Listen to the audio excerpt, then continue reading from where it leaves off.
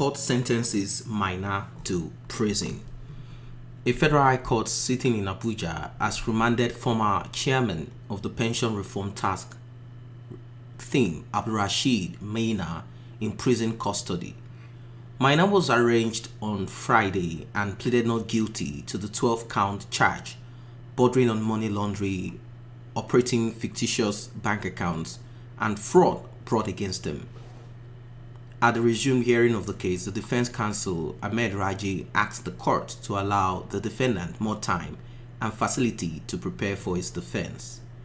Prosecution counsel MS Abubakar, in a submission, told the court that they were ready for the commencement of the trial since the defendant was in court. The prosecution urged the court not to consider the application filed by the defense for bail, describing it as incompetent. Delivering his ruling after he had listened to the arguments of both prosecution and defense counsels on bail application, the presiding judge, Justice Abang Okon, ordered Maina to be remanded at the correctional service and to be allowed to see his lawyers. Abang also fixed November 19, 2019 to consider the competence of the bail application filed prior to Maina's arraignment. He therefore adjourned the matter to October 30th for commencement of trial. He added that the trial will be day to day and no frivolous application for adjournment will be entertained. After a 4-year manhunt, Maina was arrested by the operatives of the Department of State Services at a hotel in Abuja after allegedly sneaking into the country from Dubai, United Arab Emirates. This man has brought tears to a lot of people. A lot of people have suffered because of the criminal activities of this man. In fact, the activity of this man is so endemic. Maina stole so much money as he was put to be the head of the pensions reform. In fact, the amount of money that Maina, this man is the same person that housed more than 20 houses.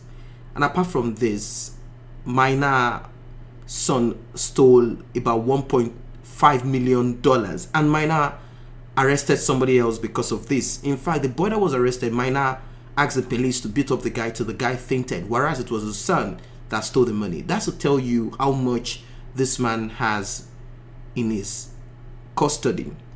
Maina has been bribing a lot of people, even the present. Maina bribed the Attorney General of the Federation and Minister of Justice, Mr. Abubakar Malami. That is a story that we heard.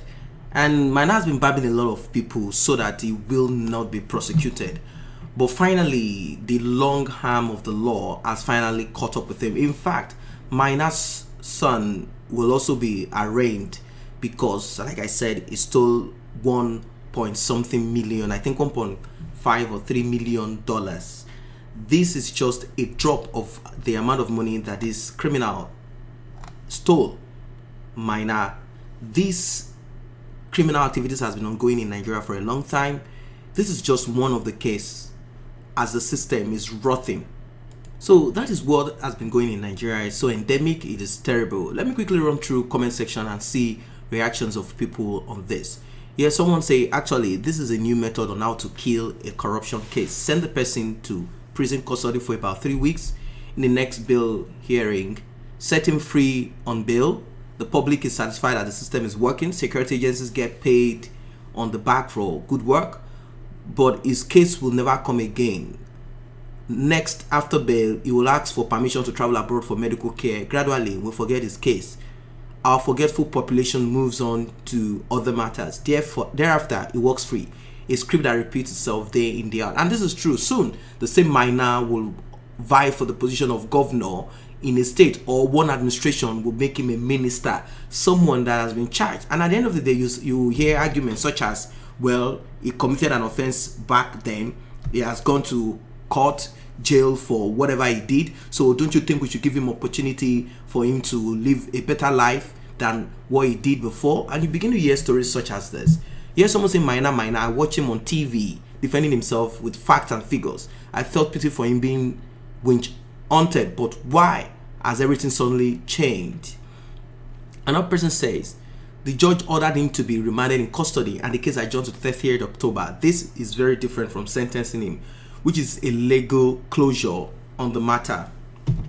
So, well, I think that is true anyway. It's sensational and something like that. But then that is what we expect to happen. And all right, we want to know the identity of those who reinstated and promoted him as a civil servant. Someone here writes, we just heard of his arrest. When was plea taken? When did defense and prosecution argue? When was witnesses called? When did both parties close their cases?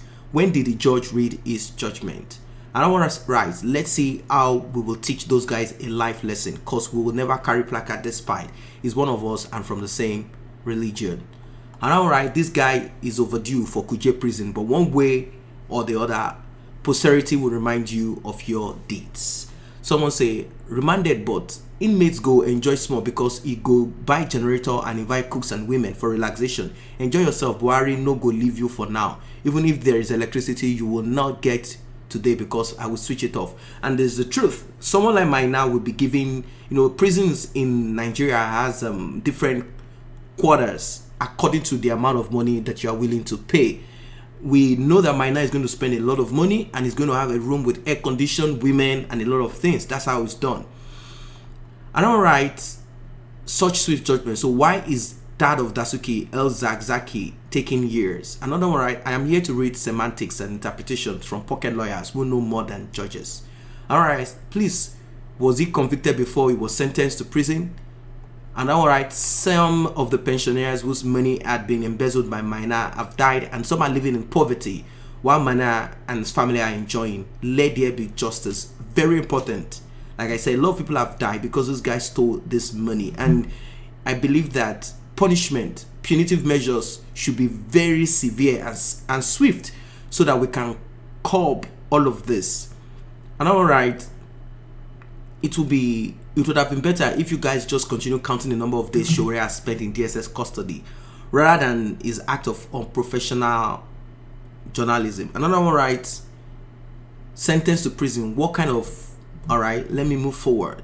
Yeah, someone write, where are the looted money and his properties? Because putting him in prison under a government that are his brothers, that even give him an appointment before we criticize him, and they allow him to escape, taking him to prison can also be a government scam. And all right, the end of the drama, let him go abroad and live a comfortable life until the end of the prison term. Rich men don't stay in prison in Nigeria. Someone here say, well, what effect will prison have on him? I thought all this publicity will end by court to hang Maina and others. And all right, let me move forward here. It's a welcome development if Maina and his look-alike to run such big organization and office. They will put pensioners in jeopardy and other ailments like hypertension and stroke. Now his son needs to be shot. Well, I didn't get that point. Someone here says, this report, the bail application, can't we amend our laws? Good thief, 3 years imprisonment. Executive thief, bail and come from home and medical care abroad if necessary. File say 1.2 billion hearing from home. Big thief. Jonathan wife drop money and see no more. Dasuki Anini no hearing on bail. Well, this simply shows the way the law is applied in Nigeria. If you are a small-time thief, you will get a severe punishment. In fact, you might even be forgotten in prison. But if you are a very popular and you're a popular thief like this, a political thief such as this one, your bail conditions and everything will just be so smooth. All you have to do is just pay some money, get some people to picket for you, and that is the end of the story. And all right, I am not a fan of Buhari, but he has done well here because he refused to intervene in this matter indirectly.